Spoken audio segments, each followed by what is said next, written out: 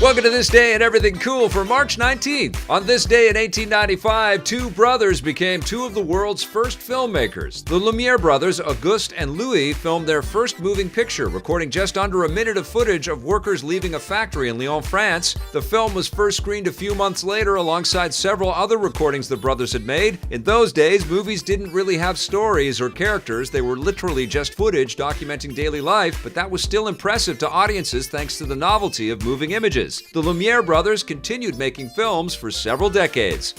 March 19, 1962 saw one of the world's greatest musicians get off to a shaky start. Bob Dylan released his self-titled first solo album featuring memorable songs like, well, it actually didn't feature any memorable songs. The album was a flop, failing to connect with critics and audiences and selling terribly. Thankfully, Columbia Records stuck with Dylan, and his second album, released a year later, was a much bigger hit and featured now iconic Dylan songs like Blowin' in the Wind and A Hard Rain's Gonna Fall. The lesson here, of course, is that if you fail, keep trying because the times are always changing.